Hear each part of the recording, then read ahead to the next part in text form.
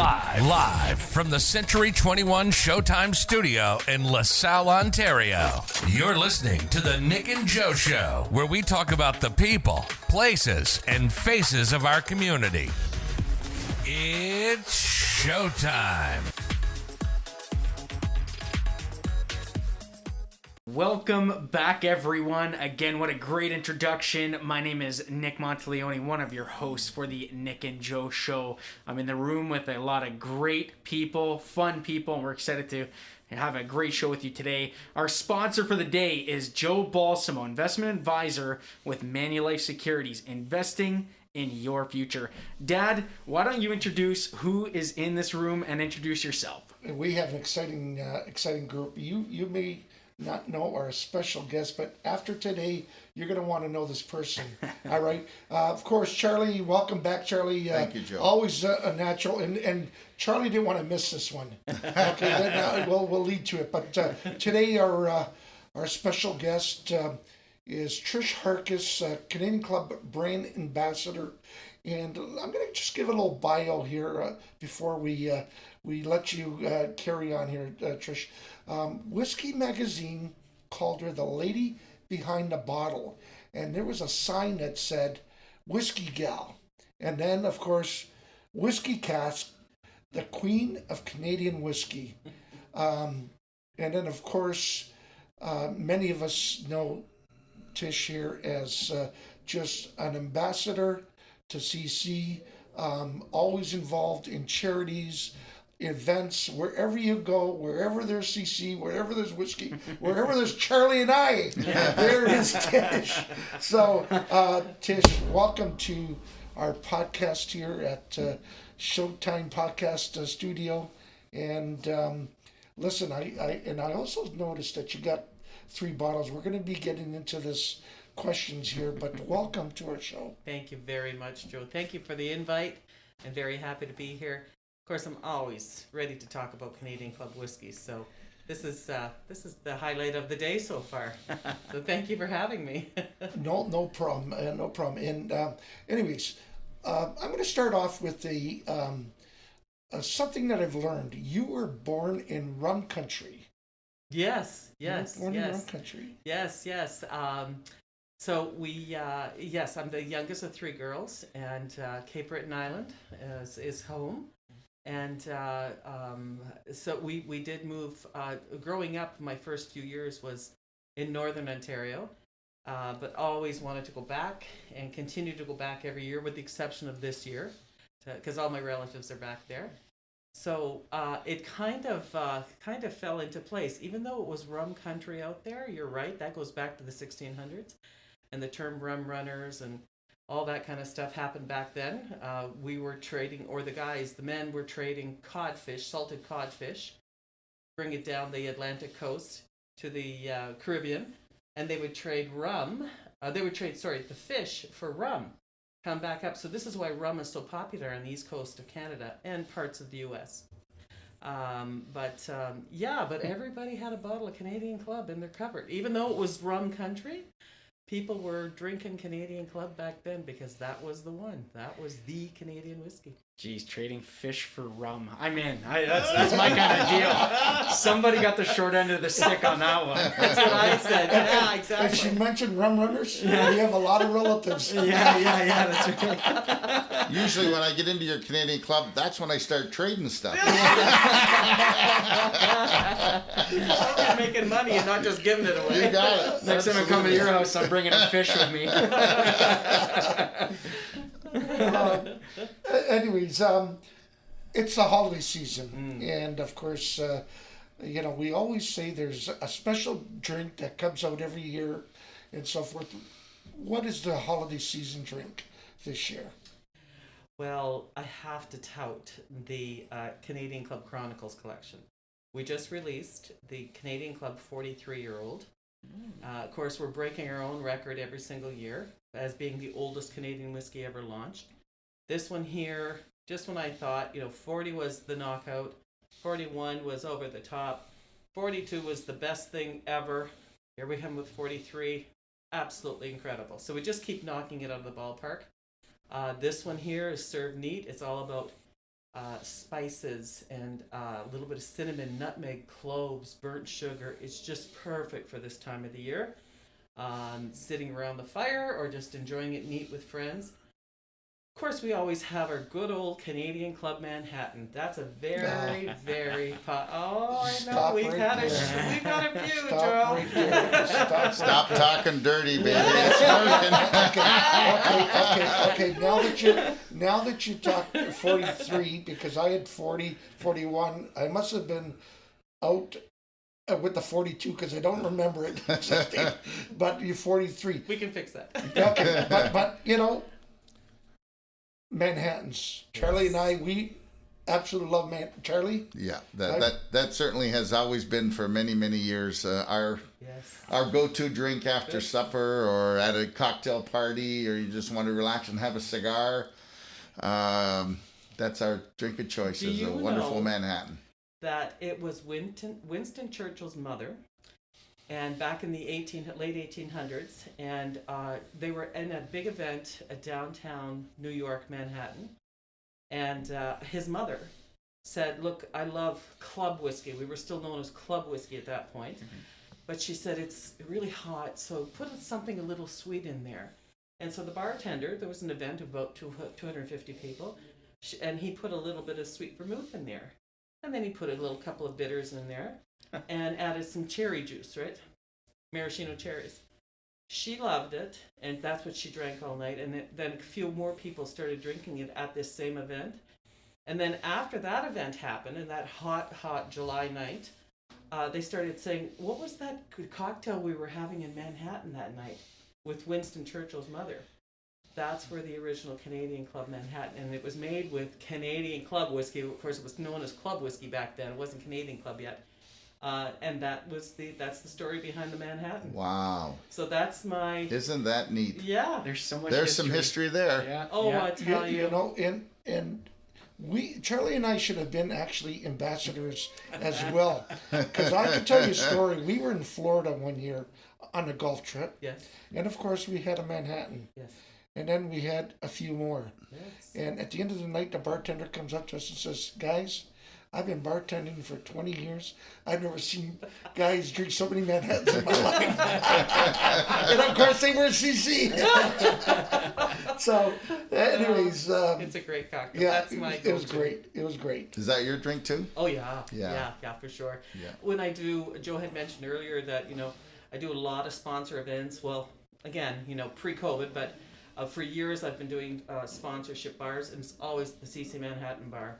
So yeah, it's getting it's got a lot of leverage, but I really want to build it back in this.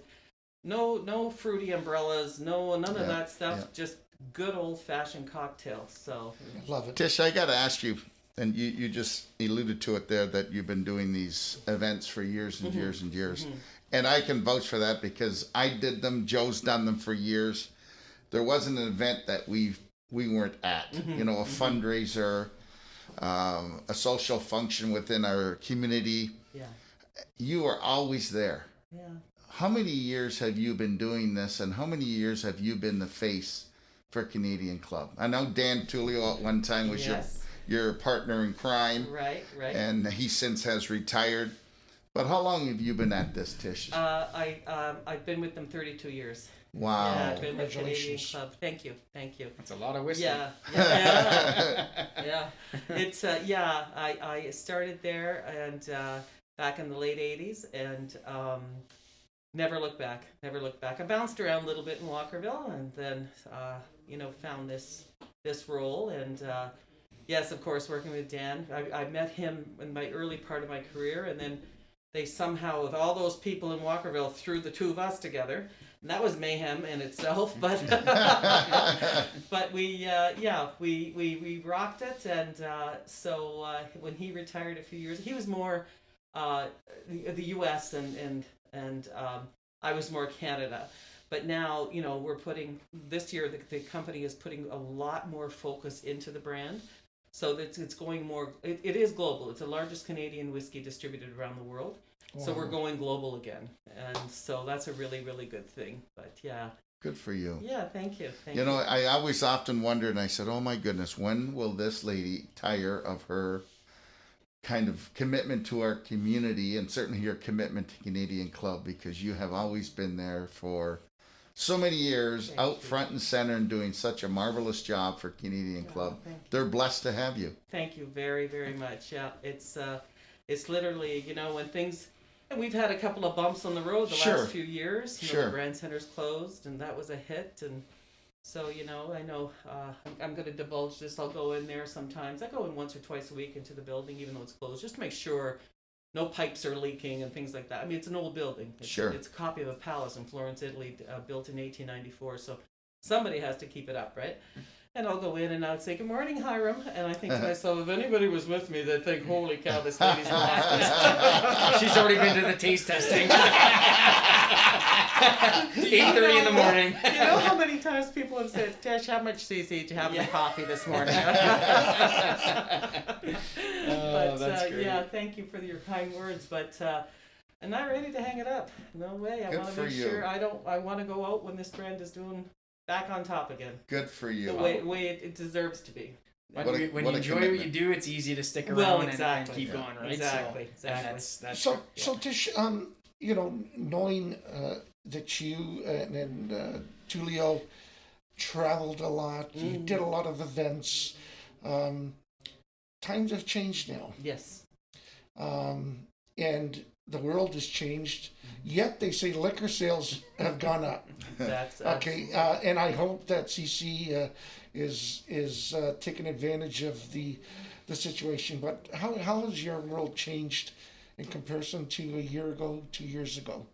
Well, I'll tell you, and I know Dan can confirm this with me. When he retired, 5 years ago now? 5 years ago.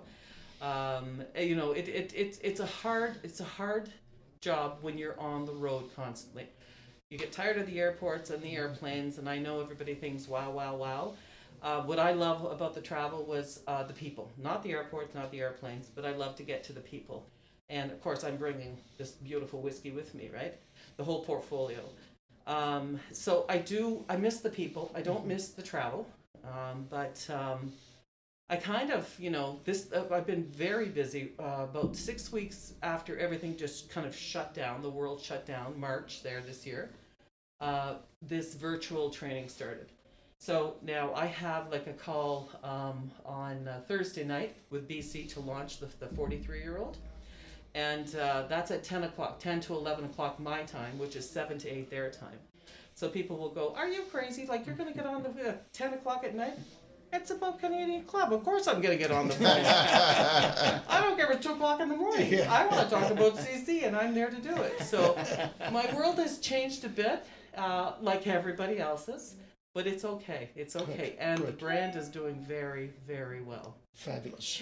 Is that your top product, the Chronicles? This is the latest one. That's the latest. Just launched. This just launched Well, it was on the shelves here in Ontario for the last 6 weeks. Mm-hmm. BC, I believe, just got it. Quebec is not getting it until January. Okay. But the rest of Canada has it. Nice. So. And is that your top shelf? Is that your ultimate? Yeah, that's the rock star right now. What does that go per bottle? That's $3.19. $3.19. It's a 43-year-old. Yeah. So it's pretty fantastic. Oh, I can't wait to try that on Blake. Yeah. Speaking of which, we're gonna take a couple-minute break, and we'll be back in just a few. So what do you think so far? Do you love us? Want to hug us? Want to send us some money? Yeah, I didn't think so. You're listening to the Nick and Joe Show, and with some guy named Chuck. If you're listening to the show on Apple, Google Podcast, Spotify, iHeartRadio, or Tunein, you can watch and see our beautiful mugs on social media, Facebook, Instagram, YouTube, and our website, C21Showtime.ca. We hope you're having fun. We know we are. This is the Nick and Joe Show. Welcome back, everybody. Well, unfortunately, we unplugged for a few minutes and you guys missed some great jokes, some great conversations, but we'll bring you back into that. Don't worry, you're not going to miss a thing. So again, our sponsor for the day is Joe Balsamo, investment advisor with Manulife Securities. He is investing in your future. Give him a call. All right, Dad. Welcome back, everybody. And again, our guest speaker, Tish Harcus from Canadian Club, and Charlie Hutham from Hutham Building Materials, our guest speaker. So take it from here, Charlie. Well, I sure will. I'm happy to do that. And Tish, you have brought some special memorabilia with you and some story and history behind it all. And I'm anxious to learn and hear all about it. Sure. Why don't you share with us what you brought? Okay. What I brought here was a couple of bottles. And this was did you know Hiram Walker and his Club Whisky? They were the first distiller in Canada to go into a bottle. Before that, everybody, it was in a barrel, and everybody used to have to take their glass or their jug or whatever, go to the grocery store and tap the barrel and pay for the whiskey. And Hiram he bought this glass out of Europe, Germany, because North America wasn't producing this. It's called amber glass, it's brown glass. Everybody calls it the brown bottle, but that actually protects the whiskey. But anyway, so this was a bottle from 1887. Unfortunately, it's gone dry. There's nothing in it, so don't get too excited, Charlie. But I had nothing to do with it either. So this is true to form, Canadian Club, the way it is today, the way it was back then. This is a bottle, like I said, from 1887. His whiskey, he started the distillery, opened the distillery down there in Riverside Drive, 1858. And bouncing along by 1880, Club Whisky, it took on the name Club Whisky because of all the big clubs in downtown Detroit, and started to outsell bourbon in the United States. So it wasn't just really popular in Detroit, it was actually going through the United States. Everybody wanted this super premium Canadian whiskey. And so anyways, the U.S. government insisted that all other countries that sell their whiskey in the United States, that would be Ireland, Scotland, everything, they had to put the country of origin on the label.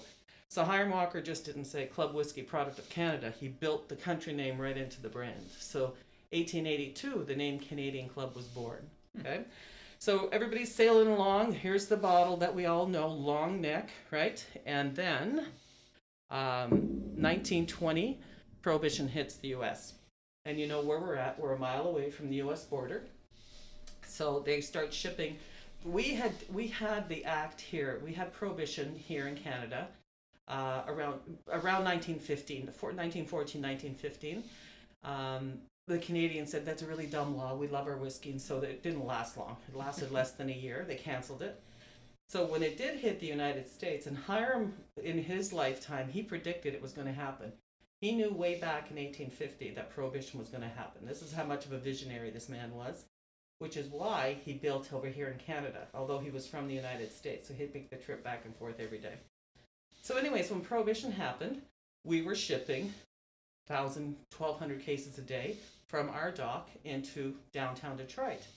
What was happening, today when you look at a case of whiskey, you have all this protective materials, this corrugate and cardboard and partitions and everything to protect the bottles.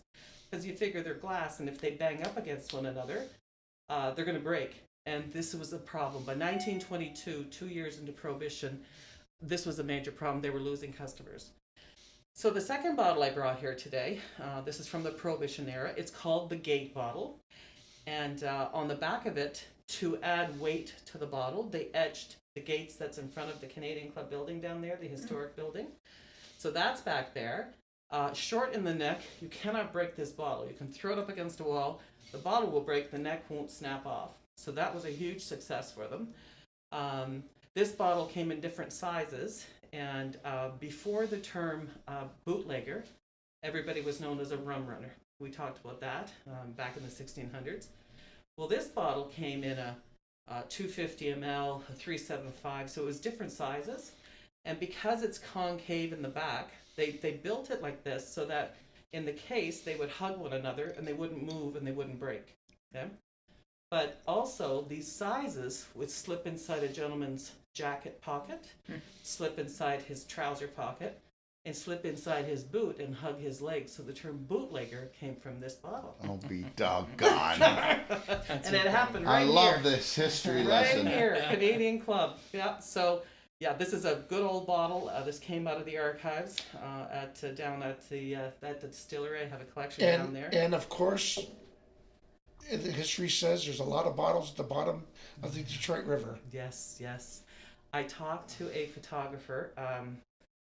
Back in 2016, we launched CC 100% Rye over there.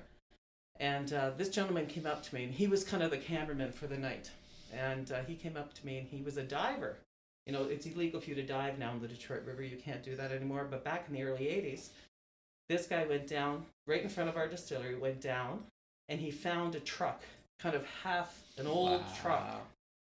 Half of it was in the bottom of the river, and you know, and he got on that. He went in there and he saw, and he came back up, and part of the truck was on the U.S. side, and the other part of the truck was on the Canadian side.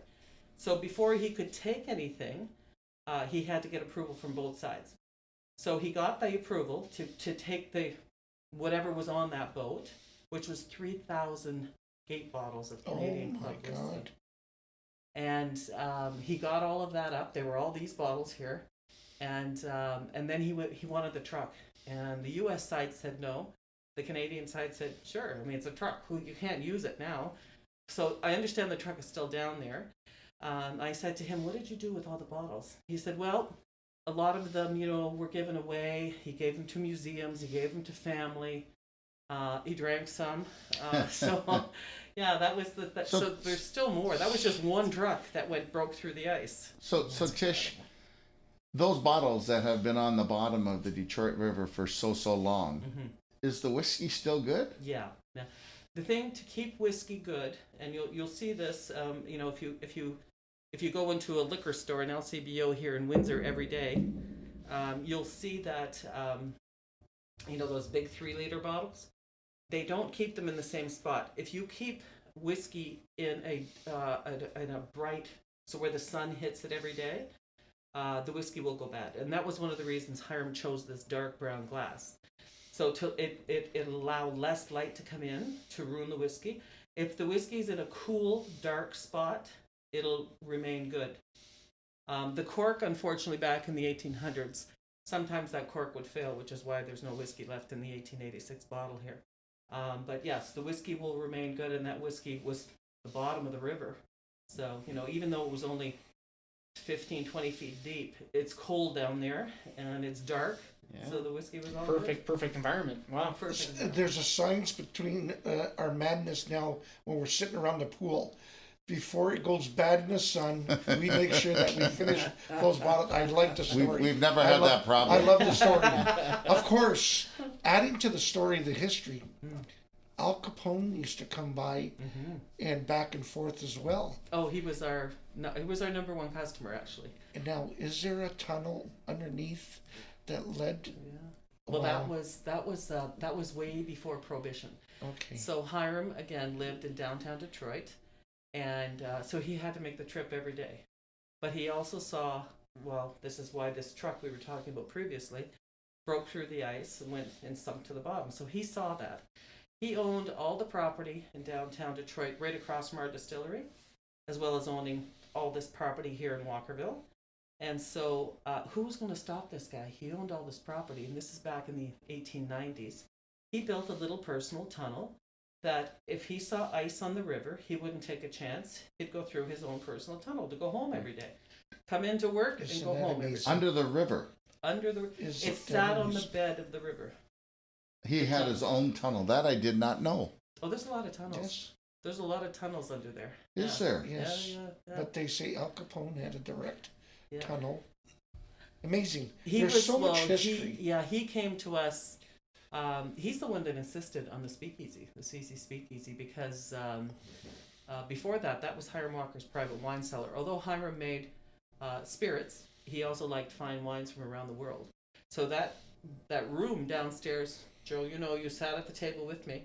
That room downstairs in the basement, that was his wine cellar. Well, Hiram passed 1899. His sons took over the business, and you know they didn't collect fine wines. Then when Prohibition hit 21 years later after Hiram's death, that's when it was Al Capone actually in the early, probably 1921, 22 that insisted on a more quiet, more private space to have his meetings with the Hiram Walker boys, so that we could speak softly or speak easy. That's where the term speakeasy comes from, because nobody could overhear your conversation. My son, when he got married a number of years ago, we were fortunate enough to have our pictures done on the front lawn there on the waterfront. Beautiful. And a series of photographs were taken in the speakeasy Yes. room downstairs with that big round table. And That was built in there. And they Yes. have the bullet hole in the wall, right? Bullet hole in the wall. That's right. Yeah. Oh, you guys have been Yeah, there. Yeah. I did a university paper on Canadian Club, on the history. So they nice. actually, I know you're not supposed to go down there, but they actually took me down to the tunnel, and I Nice. could see it was all blocked up. But they Yeah. showed me where the opening was, and Yeah, it's pretty interesting. There's Now, amazing. did you know there was amazing a pool history. down there? Pool? No, I There didn't know was a there was a pool. pool. Yeah, it's cool. I guess when the river got too high, maybe yeah. Well, there's two dates to that build. So you have the original Italian Renaissance building, 16th century Italian Renaissance, finished in 1894, and then in 1915, the sons built, because the business was just exploding. So they built a second half, which is the west side of the building, and you can see it's a little bit different brick. And they built an employee pool in there, so that opened in 1915. And it closed about 20 years later, 1936. Yeah, that's where I have all my archives now. Tish, I got to ask you, in the warehouses out on the expressway, are they all full still of barrels of whiskey? Oh yes, yeah. They Yeah. are. Oh yes, yeah. We lease space to other. Those are incredible. Well, there's a ton of. There's 16 warehouses out there. 2 of them are for finished goods and offices.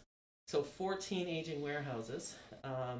There's 4 cells per building, and each cell has 125,000 barrels. There's a lot of whiskey out there. Now, this special treatment one you brought today, Yeah. is that where that whiskey came Yeah, from? exactly. Yes. It did. 1977. That stuff was laid down to. Wow. And is it being produced in age. Windsor? Oh yes, yeah. Wow. Every drop of Canadian Club sold around the world is produced and aged here in Windsor, Ontario. Wow. You know, I can remember being a kid and traveling on school trips. I can remember I've been going to California for 30 years and listening to people order cocktails at bars. And so often you hear just CC on the rocks, Right, that's right. CC yeah. Manhattan. That's right. They Yeah. didn't even call it Canadian. Everything was CC, you know. And when Prohibition ended, and then right after it ended in 1933, and then they had the trouble with the war, and then when the war was done around just before 1950, that's when corporate America started to get rich again, and we were at the top of our game then. Everybody was drinking Canadian Club. And that's where CC, so you see the C dot on a lot of the older bottles, that's where that comes from. I just did a big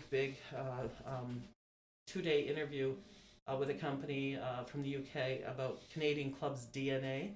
So we dug really deep into it. This is how I know we're bringing this baby back. So yeah, it's going to be good. It's gonna Well, be good. 38 years ago, when I met my wife, we went out to the Canada Tavern, and I sent her a drink.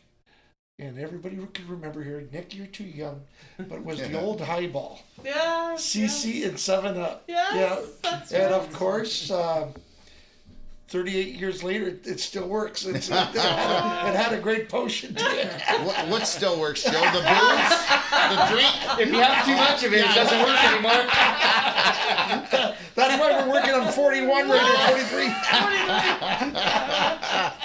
I just need a clarification on Yeah, that. Good. I'm glad you brought that up. But You know, the highball, man, this kind of goes along with what we're talking about.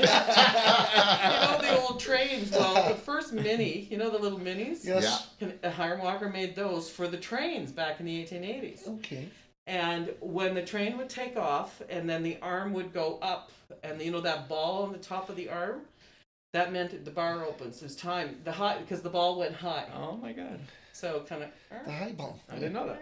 Oh, are you kidding? I'm learning a lot here I tonight. tell you. I got a lot of it up here. Isn't that amazing? So, how does the Canadian Club product line up with some of the other other whiskeys around the world, around the country, around, you know, like Crown Royal. How does it compare to Irish whiskeys? Is there a big difference? Is there a difference between scotches? Maybe for some listeners that don't really know the differences. I mean, Hiram made this. Before he became a distiller, he was a grain merchant, and back in the 1840s. And he knew there's low grade, medium grade, high grade, and premium grade corns, or grains, I should say. Right from corn to rye to barley to everything. So when he decided, he saw a distiller, he thought, this guy's making 3 times as much money as I am. So that's when he decided to start saving money. And by 1856, he had $100,000, opened the distillery 1858, and he personally would check all the wagons of grains that were coming in, because he knew what the premium was versus, say, the mid-grade, low-grade, or even high-grade. So all of these whiskeys still, the mash bill since 1858 for Canadian Club has never changed. And people will say it's still winning gold medals and everything. Like, you imagine, it's 162 years now. The brand's been around. And people say, this is such a nice, refreshing tasting. There's no fusel oils on it. That's part of the production process that we pull off. It's part of, every distillery has it around the world. And these are things that leave like a bad coating on your palate, on your tongue. It's oils, and so we pull them off, and but it's the way the production process is. So we are a blended style whiskey, a super premium, using super premium grains that are, again, you know, there's 150 quality checks in every bottle of CC, right from grain to glass. Now the premium, I guess, component, the premium quality, is that even, are you talking about your standard base whiskey, or are you talking about your premium brands? All of them. Right from the standard, the guy in the brown bottle, CC 1858, right through to all of them. And actually from 1858 to 1984, it was just CC Premium. And then we started seeing single malt scotches come to North America, flavored vodka started coming, and we started to see the Canadians, because we were just killing it. We owned the world, right? And then our master blender said, well, wait a minute.